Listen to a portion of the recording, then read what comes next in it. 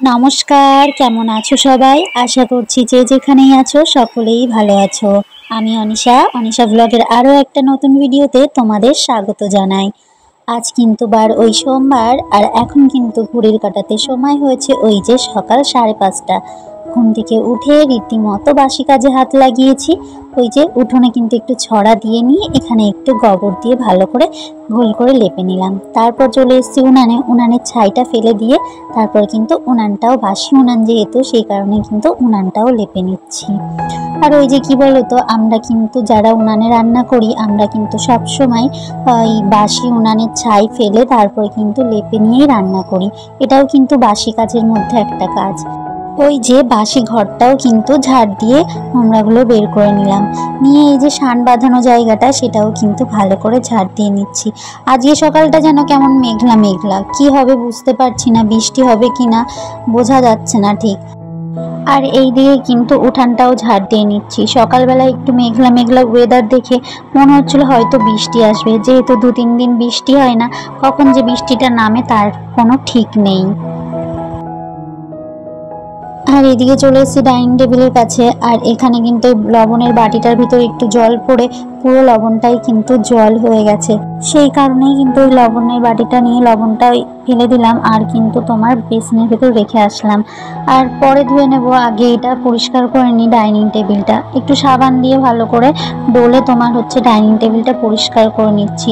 আর ওই যে কি বলো তো, ওই পাশটা তো ছিঁড়ে গেছে, তো ওই কভারটা না আনাই হচ্ছে না। বাবানের পাপাকে বলছি, কিন্তু আমারও ঠিক মনে থাকছে না, জানো তো কভারটা আনতে হবে। পুজোর আগেই দেখি একটা কভার নিয়ে আসবো।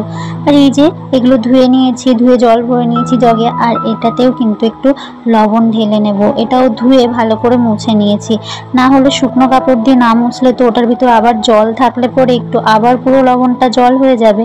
সেই কারণেই কিন্তু লবণটা ভালো করে বাটিটা ধুয়েই তারপর লবণটা রেখেছি।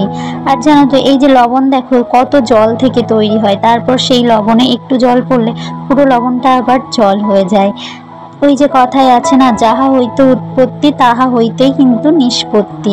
এরকম এরকম ধরনের কথা আমি শুনেছি অনেকবার, অনেক জায়গায় অনেক বড়রা বলেন। মানে আমার দাদু এই কথাটা বলতো যে বেশি কোনো কিছু নিয়ে বেশি মাতামাতি করলে বা কোনো কিছু হলে সেটা নিয়ে বলতো যে যাহা হইতে উৎপত্তি তাহা হইতেই নিষ্পত্তি। সেই কারণে কথাটা মনে পড়ে গেল বলেই কিন্তু তোমাদের বললাম আমি। তারপর এখানে ওই যে জামা কাপড় ছিল সেগুলো কিন্তু ভিজিয়ে নিয়ে ভালো করে ধুয়েও নিচ্ছি। আর কি বলতো, সকাল সকাল যদি জামা কাপড়গুলো ধুয়ে দিই না, মানে সকালবেলার এনার্জিটাই অন্যরকম থাকে কাজের একটু। আর আজ কিন্তু ওই যে কৌশিকী অমাবস্যা, সেই কারণেই কিন্তু আমি সকাল সকাল উঠে আগেই ভেবেছি আজকে একটু শাড়ি পরবো, আর তোমার একটু ভোলানাথকে পুজো করব। সকাল সকালই ভোলানাথকে পুজোটা দেব। সেই কারণেই আর কি সকাল সকাল সব কাজ বাজ সেরে নিয়ে স্নান সেরে একটু শাড়ি পরে নিয়েছিলাম, জানো তো। শাড়ি পরে নিয়ে তারপরে একটু সিঁদুর পরেছি। আর এই যে শাড়িটা পরেছি জানো না, মানে সকলে শুধু আমাকে জিজ্ঞাসা করছে কোথায় যাবে কোথায় যাবে। আমি যদি একটা দিন শাড়ি পরি না, তাহলে সকলেই জিজ্ঞাসা করে কোথায় যাবে। আরও তো দোকানে গেলে তো প্রচুর লোক আসলে পরে সকলেই শুধু প্রশ্ন করবে কোথায় যাবে, কোথায় গেছিলে, এরকমভাবে প্রশ্ন করে, জানো তো। যাই হোক, এখানে কিন্তু আমি আমার ভোলানাথের পুজোটাও সেরে নিলাম। আর সকাল সকাল যদি উঠে একটুখানি ঠাকুর পুজোটা দিয়ে নেওয়া যায় তাহলে কিন্তু মনটা বেশ ভালো হয়ে যায়। আমার তো খুবই ভালো লাগে। আর এর মধ্যে কিন্তু আমি ভাত বসিয়েছি, ভাত বসাইনি, মানে জলের হাঁড়িটা বসিয়ে দিয়ে এসেছি, জানো তো। আমি ভেবেছি কি চাল ধুয়ে দিয়ে এসেছি, আমার ধ্যানই নেই, মানে আমার স্মরণ নেই যে আমি ভাতের চাল দিইনি, শুধু জল দিয়ে এসেছি। আর ওই ডালটা ভেজে ডালের কৌটোতে করে ডাল সিদ্ধ বসিয়ে দিয়ে এসেছি ভাতের হাঁড়ির ভেতরে, শুধু জলই ফুটছে। গিয়ে আমি ভাবছি ভাত তো বোধহয় হয়ে যাবে আমার যেতে যেতে, মানে যেহেতু বিছনাটা তুলতে একটু টাইম লাগবে। তো তার ভেতর না গিয়ে দেখি আমার ভাত তো হয়নি, মানে আমি তো চাল দিইনি, তো ভাত কি হবে। মাঝে মাঝে এমন এমন কাজ করি না, নিজেরই খুব হাসি পায়। আর নিজের ওপর নিজের রাগ ধরে যে তাড়াহুড়োর সময় যদি এরকম ভুলে যায় তখন কিন্তু খুব বিরক্তি লাগে, জানো তো। তারপর এখানে এসে ওই যে বিছানাটাও গুছিয়ে নিচ্ছি। বাবান এতক্ষণ ঘুমিয়েছিল, বাবানকে উঠিয়ে খাইয়ে নিয়েছি আগে, খাইয়ে নিয়েই কিন্তু তারপরে আমি বিছানাটা গোছাতে এসেছি। আর এই দেখো এখানে এসে ডালে জল দেবো বলে গামলাটার ভিতর জলও দিয়েছি, কিন্তু আমি চালই দিইনি। দেখো শুধু এই যে ডালের কৌটোটা রয়েছে। তারপর তো গিয়ে তাড়াতাড়ি করে চাল ধুয়ে এনে তারপরে দিয়ে দিলাম হাঁড়িতে। তারপরে এই যে গামলাটাও উপরে বসিয়ে দিলাম। আর জানো গামলার জল মানে গামলার জলও প্রায় ফুটে গেছে। দেখো এখানে বোঝা যাচ্ছে গামলার জল প্রায় ফুটে গেছে, কিন্তু আমার যদি চালটা দিয়ে দিতাম ভাতও হয়ে যেত। আর কিন্তু এদিকে জামা কাপড়গুলো ছিল, জামা কাপড়গুলো চলো আগে উপরে দিয়ে আসি। জামা কাপড়গুলো অনেকক্ষণ ধুয়ে রাখা হয়েছে কিন্তু আর মেলা হয়ে ওঠেনি, তাই ভাবলাম আগে যাই জামা কাপড়গুলো মেলে দিয়ে আসি। তারপর কিন্তু সেই মতো চলে এসেছি ওপরে জামা কাপড়গুলো নিয়ে, জামা কাপড়গুলো তারপর মেলে দিচ্ছি। আজ ভেবেছিলাম যে রোদ্দুরটা সেরকম একটা উঠবে না, তবে রোদ্দুরটা দেখে মনটা ভালো হয়ে গেল যে এতগুলো জামা কাপড় কেচেছি, জামা কাপড়গুলো কিন্তু কিছুক্ষণের ভেতরে হয়তো শুকিয়ে যাবে, কারণ এত পরিমাণে রোদের তাপ ছিল। পরে কিন্তু গরমও লাগছিল ভীষণ, আরও যেহেতু শাড়ি পরেছিলাম তাতে না আর একটু গরম বেশি লাগছিল। আর আমি না শাড়ি পরে খুব একটা কাজ করতে পারি না, খুব অস্বস্তি হয় জানো তো, কারণ ওই যে পড়ার অভ্যাস নেই তো, তাই একটু অসুবিধা হয়। এই দিয়ে এসে দেখলাম ভাতটা ফুটে গেছে, তাই কিন্তু ভাতটাও দেখে নিচ্ছি একটুখানি। আর ওই যে বললাম শাড়ি পরে কিন্তু কাজ করতে অসুবিধা হয়, কারণ ওই যে শাড়ি তো পরার অভ্যাস নেই। শাড়ি পরে কিন্তু মনে হয় কয়েক মাস পর বোধহয় এই যে শাড়ি পরলাম, সেই কারণে কিন্তু ওই যে একটু অসুবিধাই হচ্ছিল কিন্তু কাজ বাজ করতে, মানে গুছিয়ে ঠিক বসতে পারছিলাম না, এরকম একটু অসুবিধা হচ্ছিল। আর ওই যে দেখবে তুমি যে জিনিসটা সবসময় ক্যারি করো তারপর সেই জিনিসটাতেই কিন্তু তোমার কমফর্টেবল ফিল হবে, কিন্তু যে জিনিসটা সবসময় তুমি ক্যারি করো না সেই জিনিসটা যদি হট করে করো তখন কিন্তু তোমার একটু অস্বস্তি বোধই হবে, যেটা কিন্তু আমার হয়ে থাকে। ভাতটা নামিয়ে নিয়েছি, আর ওই যে ডাল সিদ্ধটাও কড়াইতে দিয়ে নিয়ে ভালো করে হাতে দিয়ে ভেঙে দিচ্ছি ডালটা। তারপর কিন্তু গরম জলটাও এখানে দিয়ে দেব। ওই যে ডালের ভেতর গরম জল দিয়ে তারপরে কিন্তু একটু লবণ হলুদ কাঁচা লঙ্কা দিয়ে একটু ফুটিয়ে নিয়ে নামিয়ে ফোড়ন দিয়ে দিলাম। আর জানো তো এই টাইমটাই না আমার উনানটা জ্বলছিল না, ধোয়া হচ্ছিল দেখো, সেই কারণে কিন্তু ডালটা আর উতরে ওঠেনি। আর এইদিকে ওই যে তোমার আমি একটুখানি নিরামিষ সবজি করব, যেহেতু আজকে সোমবার, আজকে কিন্তু আমাদের বাড়িতে নিরামিষ, সেই কারণে কিন্তু ওই একটু নিরামিষ সবজি, একটু আলু ভাজা, ডাল, একটু পাঁপড় ভাজা, সেটাই কিন্তু এখানে নিরামিষ সবজিটা করে নিয়েছি। আর ওই যে পাঁপড় ভাজাও করে নিয়েছি, আর কিন্তু আলু ভাজাটাও করে নিয়েছি।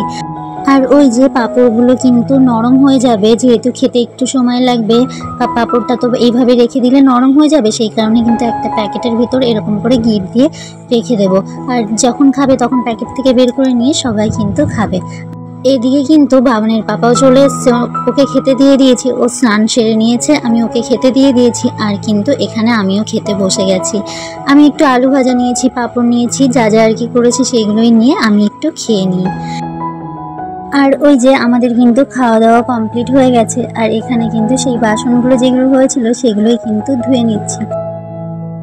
আমার বাবানের না এখনো স্নান হয়নি, বাবানকে স্নান করাবো, কারণ জানো তো আমরা সকালবেলা খেয়েছিলাম না, সেই কারণে না অনেকটা বেলা হয়ে গেছিলো, মানে 12টা বেজে গেছিলো, সেই কারণে কিন্তু আমরা খেয়ে নিলাম। বাবানের দাদু আর ঠাম্মি ওনারা রুটি খেয়েছে সকালবেলায়, রুটি মানে রাত্রের রুটি ছিল সেগুলোই ওনারা খেয়েছে, সেই কারণে কিন্তু তোমার আমি আর বাবানের পাপা কিছু খাওয়া হয়েছিল না, ভাত হয়ে গেছিলো, তবে বাবানের পাপা ঘরে আসেনি খেতে, সেই কারণে কিন্তু আমি আর বাবানের পাপা খেয়ে নিয়েছি।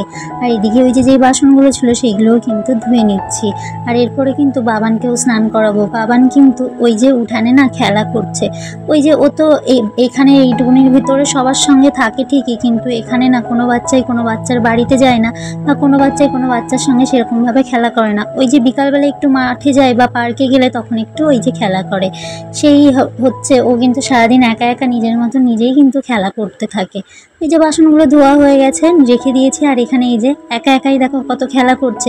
আর কিন্তু আমার বাবান কিন্তু অন্য বাচ্চার তুলনায় খুব কম জ্বালায়, এটা সকলেই বলে, ছোটবেলা থেকেই সকলে বলে তোমার বাচ্চার আওয়াজ, কান্নার আওয়াজ বা কোনো কিছু খুব কমই পাওয়া যায়, বা খুব জেদটাও কম ঘাটায়। কিন্তু মোটেই না গো, আমার ছেলে এখন খুব জেদ করে জানো তো, যেটা বায়না করবে সেটা ওর লাগবেই, এরকম জেদ করে। চলে এসেছি ঘরে। ঘরে এসে কিন্তু ওর স্নানের জিনিসগুলো গুছিয়ে নিচ্ছি। ওকে স্নান করাতে হবে, স্নান করানো হয়নি। ওই যে বললাম না 12টা বেজে গেছে, 12টারও বেশি বাজে এরকম টাইমে, যেন ওই যে বাসন টাসন মেজে গুছিয়ে আস্তে আস্তে না প্রায় তোমার 12:30 বেজে গেছিলো। যাই হোক, তারপর কিন্তু ওকে ওই যে স্নানটাও করিয়ে নিয়েছি, স্নান করিয়ে নিয়ে ওকে এদিকে রেডি করিয়ে দিচ্ছি। ওকে খাওয়াতে হবে, ওকে খাওয়ানো হয়নি। আর তো আমার তো এই যে দুপুরবেলার মানে পুজো দেওয়াটা নেই এই টাইমে, আমিও যেহেতু ওকে স্নান করে ওকে স্নান করিয়ে আমি স্নান করে ঠাকুর পুজো দিয়ে নিয়ে না তারপরে ওকে খাওয়াই। তো সেটা আজকে আর হয়নি। ওই যে সকাল সকাল ঠাকুর পুজোটা দেওয়া হয়ে গেছে, সেই কারণে কিন্তু এখন ওকে একবারে এই যে মুখে একটু ক্রিম লাগিয়ে দিচ্ছি, ওকে রেডি করিয়ে নিয়ে না তারপরে তোমার ওকে খাইয়ে দেবো। কি জানো তো, বাচ্চাদেরকে তুমি যতটা সময় দেবে ঠিক দেখবে তোমার মতনই কিন্তু ওরা তৈরি হবে। মানে তুমি যেভাবে ওদের সঙ্গে চলবে ও কিন্তু ঠিক সেরকমভাবে তোমার সঙ্গে চলবে। এইদিকে কিন্তু আমার বাবান উঠে আমাকে একটু হাম দিচ্ছিল, তাই আমি ওকে একটু আদর করে দিলাম। এর মধ্যে কিন্তু অনেকটা সময় পেরিয়ে গেছিলো। আমি একটু শুয়েছিলাম আর বাবানকেও একটু ঘুম পাড়িয়ে দিয়েছিলাম খাইয়ে নিয়ে। বাবানের পাপাও দোকান বন্ধ করে এসে না একটু শুয়েছিল। তারপর কিন্তু চলে এসেছিলাম ছাদে। জামা কাপড়গুলো তো শুকিয়ে গেছে, তাই জামা কাপড়গুলো মেলে নিলাম। ওই যে বাবানের পাপা কিন্তু এখনও শুয়ে রয়েছে, বাবানও এখনও শুয়ে আছে। রোদ্রের তাপ অনেক, তাই ভাবলাম আগে জামা কাপড়গুলো তুলে নিই, যেহেতু শুকিয়ে গেছে। তো এসে দেখলাম পুরো জামা কাপড়ই শুকিয়ে গেছে, কিন্তু ওই বাবানের মোটা প্যান্টগুলো ওগুলো একটু হালকা হালকা ভিজে ছিল। সে কারণে ওগুলো ঘরে নিয়ে গিয়ে সেই ঘরেই রেখে দিয়েছি, ওগুলো আর নিয়ে আসিনি। মানে আর রেখেও আসিনি, উপরে রাখলে হয়তো শুকিয়ে যেত, কিন্তু আর ভাবলাম দুটো প্যান্টের জন্য আবার ছাদে উঠবো, সেই কারণে কিন্তু আর তোমার ওখানে রেখে আসিনি। আমি একবারে নিয়ে চলে গেছিলাম নিচে নিয়ে গিয়ে মেলে দিয়েছিলাম। তারপরে এখানে উপর থেকে ভাঁজ করে নিয়েছি জামা কাপড়গুলো। কি বলো তো, এক হাতে যদি একটু সময় থাকে, এক হাতে যদি করে নেওয়া হয় না, তাহলে অনেকটা কিন্তু উপকার হয় কাজের। আর এইদিকে কিন্তু আমি চলে এসেছি। আজকে যেহেতু কৌশিকী অমাবস্যা ছিল, তাই ছিল একটু নিমন্ত্রণ। আমি জানতামই না আজকে নিমন্ত্রণ ছিল। তো বাবানের ঠাম্মি বললো, বাবানের পাপা জানতো, মানে বাবানের পাপারই একটা বন্ধুর বাড়িতে নিমন্ত্রণ ছিল মায়ের পুজোর। তো শুনে তো আমি খুব খুশি হয়েছিলাম। তারপরে এখানে আসলাম, প্রসাদ নিয়েছিলাম, অনেক মজা করেছিলাম। মানে অনেকে ছিল এখানে, ওর বন্ধু বান্ধবরা ছিল, সবাই মিলে একটু আড্ডাও মেরেছিলাম। আর এখানে পুজো হচ্ছিলো। আমরা যখন ঢুকলাম তখন যজ্ঞ হচ্ছিল। আমরা না অনেকটা টাইমে গিয়েছিলাম। তো আমরা গেছিলাম ওই 9:30টার দিকে, মানে 10টা বাজবো এরকম টাইমে ঢুকেছিলাম। তারপরে এখানে একটু লেবু চা করেছিল, লেবু চা দিচ্ছিল, লেবু চাটাও নিয়েছিলাম। তো চাটা সত্যি খুব সুন্দর ছিল, একটুখানি লবণ হলে আরও বেশি ভালো লাগতো। আর এখানে এই যে সব বসে আড্ডা মারছিল, তো এইখানে সেটাই বলছে, আমাদের তোলো আমাদের ভিডিও করো, আমাদেরও তোমার ব্লগে নিয়ে আসবে। আর এই যে আরেকজন এসে বলছে, বৌদি আমাকে তোলো, আমাকে কিন্তু ভিডিও আনবে। তো ও বলছে আমি কিন্তু দেখবো তুমি ভিডিও আনবে আমাকে। তো সেটাই ওকে নিয়ে একটু ভিডিও করছিলাম। এখানে বাবানের পাপা নিচে বসেছিল, ও উঠলো। আর এই যে পুজো কমপ্লিট, প্রসাদ আমাদের খাওয়া হয়ে গেছে। আর প্রসাদ যেন দিয়েও দিয়েছে। আগেই আমাকে বলছে, বৌদি একটা বাড়ির জন্য নিয়ে যাও, পার্সেল করে দিচ্ছি, নিয়ে যাও। তো ফয়েল পেপারে একটা পার্সেল দিয়েছিল, আর আমরা প্রসাদ খেয়ে নিয়েছি। আর ভোগের প্রসাদও এনে দিয়েছিল। তারপরে একটু মায়ের মুখটা ভালো করে দেখে নিয়েছিলাম আমি। তারপর এসছিলাম এখানে আমাদের সাথী ক্লাবে যে মায়ের পুজো হয়, সেখানেও পুজো হচ্ছিল, সেখানে গেছিলাম। সেখান থেকে কিন্তু একটু প্রসাদ দিয়ে দিয়েছিল, সেটা নিয়ে এসেছিলাম বাড়িতে। তাহলে আজকে তোমাদেরকে সঙ্গে নিয়ে আজকের ভিডিওটা এখানেই শেষ করছি। আবারও দেখা হবে নতুন কোনো ভিডিওর সঙ্গে, নতুন কোনো সকালে।